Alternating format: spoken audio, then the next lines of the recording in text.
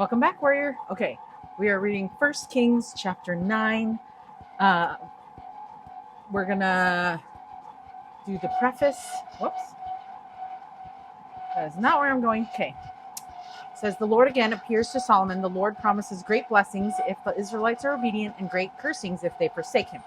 Solomon reigns in splendor, levies tribute upon the non-Israelites, and builds a navy of ships. Oh, sorry. I don't know how to read. Solomon reigns in splendor, levies tribute upon the non-Israelites, and builds a navy of ships. Okay. It would help if I learned how to read. Okay, we have 28 verses. And here we go.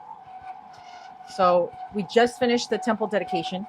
So this is where we're at. And it came to pass when Solomon had finished the building of the house of the Lord and the king's house, and all Solomon's desire, which he was pleased to do, that the Lord appeared to Solomon the second time, and he had appeared unto him at Gibeon. And the Lord said unto him, I have heard thy prayer and thy supplication that thou hast made before me. I have hallowed this house, which thou hast built, to put my name there forever, and mine eyes and mine heart shall be there perpetually. And if thou wilt walk before me, as David thy father walked, in integrity of heart and in uprightness, to do according to all that I have commanded thee, and will keep my statutes and my judgments, then I will establish the throne of thy kingdom upon Israel forever, as I promised to David thy father, saying, there shall not fail thee a man upon the throne of Israel. But if ye shall at all turn from following me, ye or your children, and will not keep my commandments and my statutes which I have set before you, but go and serve other gods and worship them, then will I cut off Israel out of the land which I have given them, and this house which I have hallowed for my name will I cast out of my sight.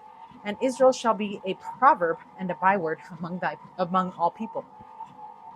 And at this house which is high, everyone that passeth by it shall be astonished and shall hiss. And they shall say, why hath the Lord done thus unto this land and to this house?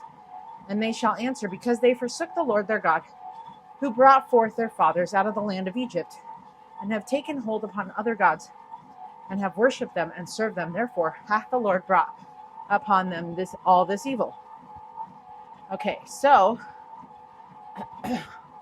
this moment, so we're leaving off at verse 9, so we're going to start back at verse 10, but we're going to read a quote and some commentary. So commentary first and then quote.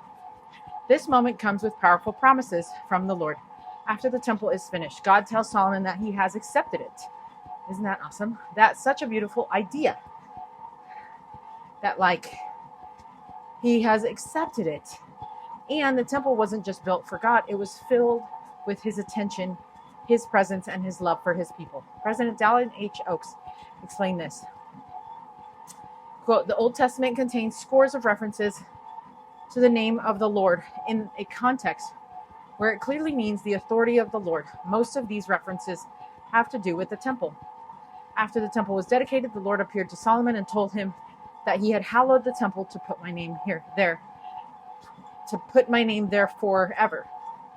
Similarly, in modern revelations, the Lord refers to temples as houses built unto my holy name. All of these references to ancient and modern temples as houses for the name of the Lord obviously involve something more significant than a mere inscription of his sacred name on the structure. The scriptures speak of the Lord's putting his name in a temple because he gives authority for his name to be used in the sacred ordinances of that house. That is the meaning of the prophet's reference to the Lord's putting his name upon his people in that holy house. End quote. Dallin H. Oaks, taking upon us the name of Jesus Christ. Ensign, May 1985, or April General Conference 1985. Okay, so now we're on verse 10. And it came to pass. Hold on. Whew. I'm getting tired. It's already like 1.8 miles right now.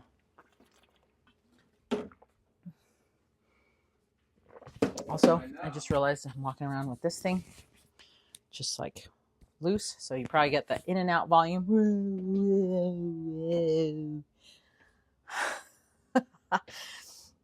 Okay, so verse 10, and it came, maybe we'll just pause for a second. And it came to pass at the end of the 20 years when Solomon had built the two houses, the house of the Lord and the king's house. I'm just going to do some stretches while we read. Now Hiram, the king of Tyre, had furnished Solomon with cedar trees and fir trees and with gold according to all his desire.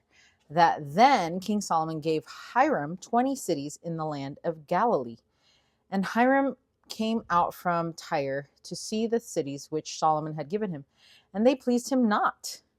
And he said, What cities are these which thou hast given me, my brother?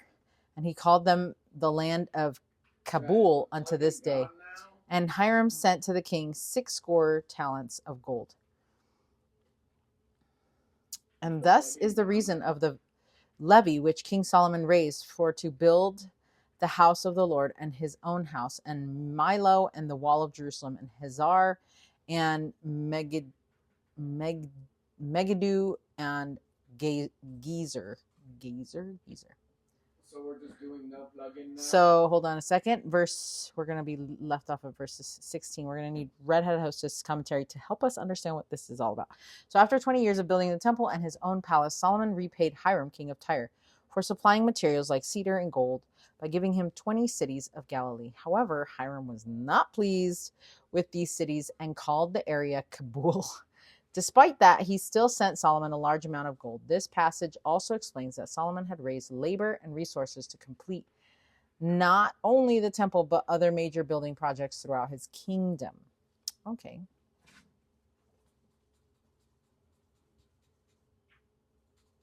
So verse 16, for Pharaoh, king of Egypt, had gone up and taken Gezer and burnt it with fire and slain the Canaanites that dwelt in the city and given it for a present unto his daughter Solomon's wife. And Solomon built Gezer and Beth Horon the nether.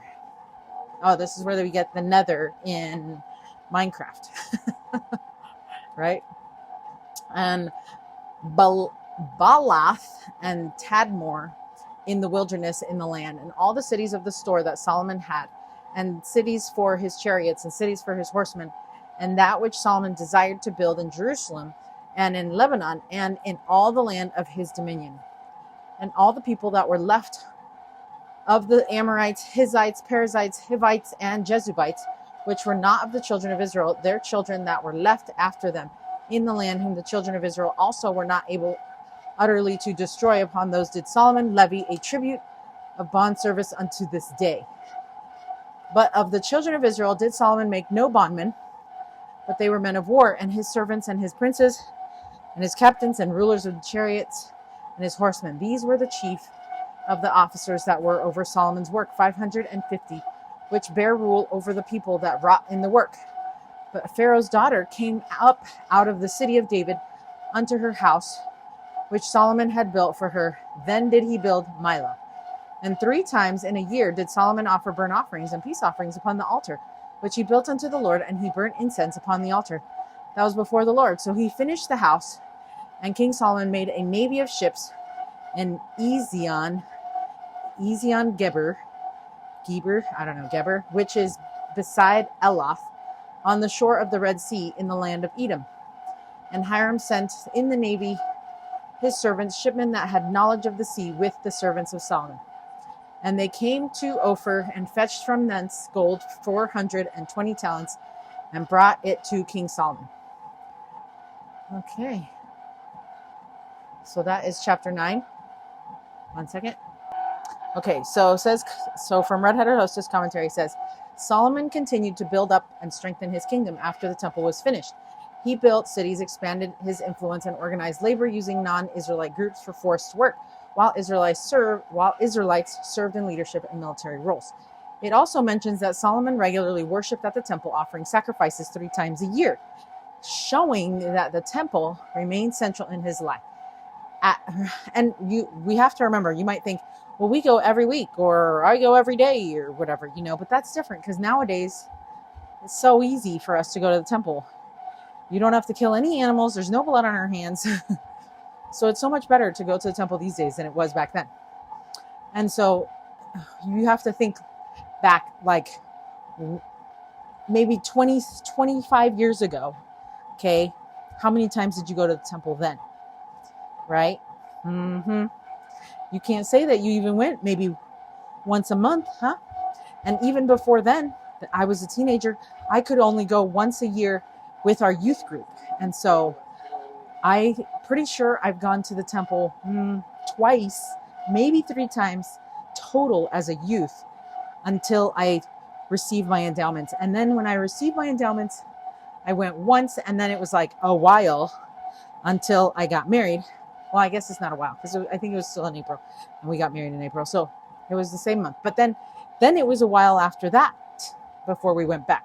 So anyway, like we have to remember that 3 times a year is actually a lot for Solomon's day. So I love that it did remain as a central part of his life. And at the same time, he expanded trade and influence by building ships. Oh boy, what was that?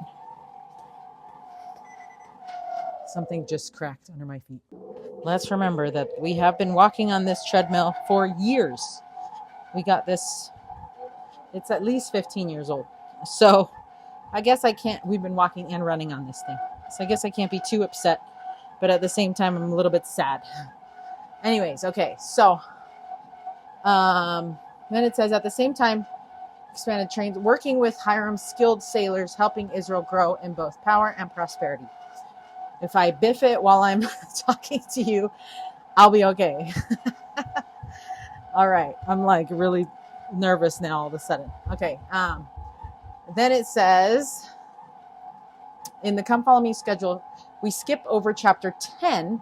Okay. But here are a few important things to know about that chapter. The Queen of Sheba came to Jerusalem and said that Solomon's wisdom and prosperity exceeded the fame which she had heard. And then King Solomon exceeded all the kings on the earth for riches and for wisdom. All the earth.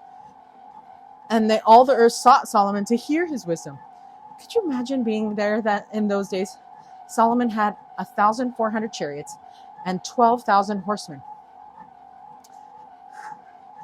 And that's just, I guess, like that's what it was back then. His army, it doesn't even seem like that many because we're like, oh, but it was a lot back then. Okay, what are we learning about King Solomon from this part of the story?